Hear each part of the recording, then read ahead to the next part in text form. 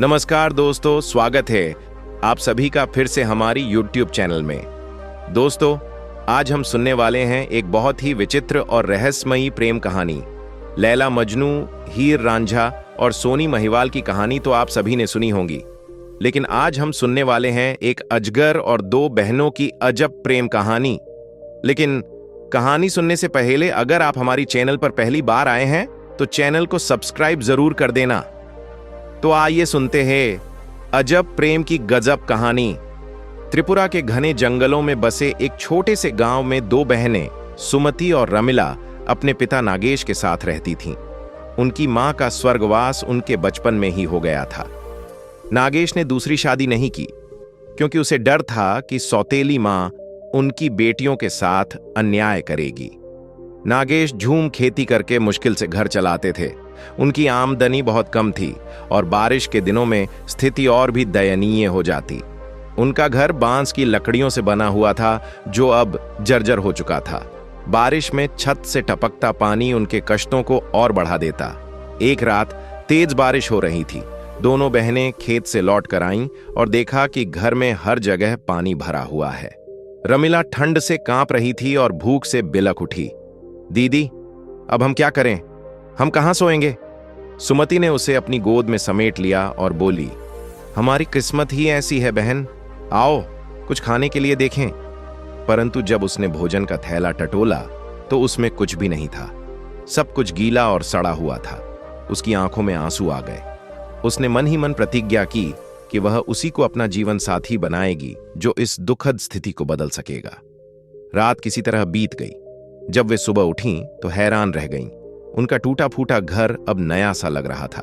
दीवारें मजबूत हो चुकी थीं, छत से पानी नहीं टपक रहा था और सबसे बड़ी बात, खाने पीने की कोई कमी नहीं थी। नागेश आश्चर्यचकित थे। उन्होंने कहा, यह जरूर वन देवी की कृपा होगी, उन्होंने हम पर दया कर दी। परंतु सुमति संतुष्ट नहीं थी। उसने रात में बाहर झांका तो देखा कि एक विशाल अजगर उनके घर के पास से गुजर रहा था। वह समझ गई कि यही अजगर उनका रक्षक है।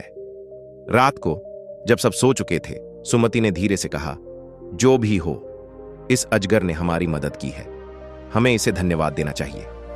रमिला ने डरते हुए कहा, लेकिन दीदी, यह तो एक अजगर है, यह हमें खा भी सकता है। नहीं, सुमति ने दृढ़ता से कहा, मैं उसी से विवाह करूंगी जिसने हमारी मदद की है। रात के समय जब उन्होंने भोजन निकाला तो सुमति ने आवाज दी, मेरे पति, कृपया आओ और भोजन ग्रहण करो। अजगर धीरे धीरे रेंगता हुआ घर में आया। रमिला भयभीत हो गई, लेकिन अजगर ने कोई आक्रामकता नहीं दिखाई। उसने शांति से भोजन किया और फिर जंगल में लौट गया। कुछ दिनों तक यह सिलसिला चला।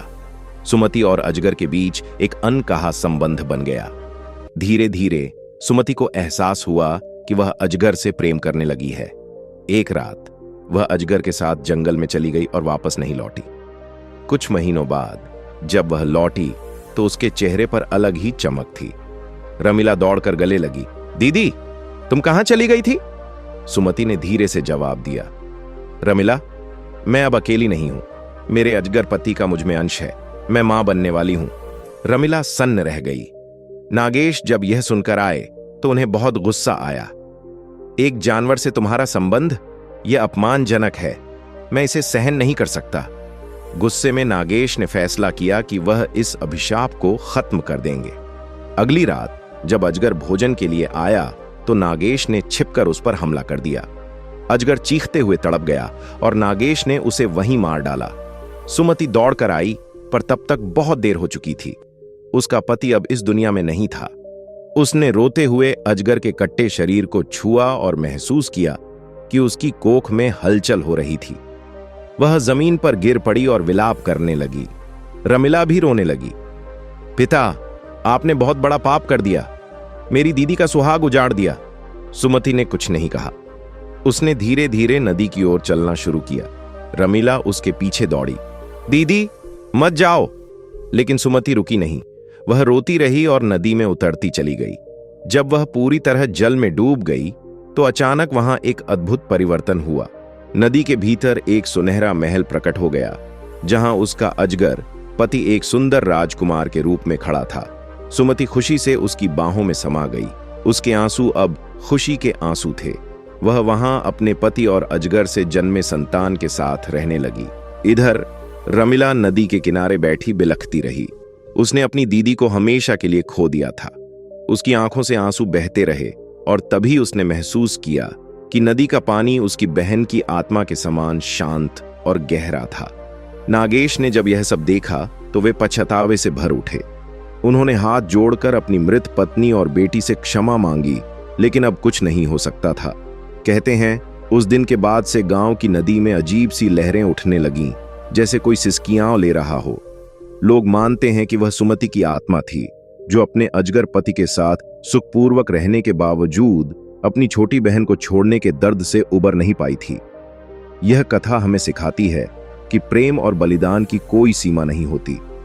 कभी कभी समाज की संकीर्ण मानसिकता सबसे पवित्र संबंधों को भी नष्ट कर देती है, लेकिन सच्चा प्रेम सदा अमर रहता है।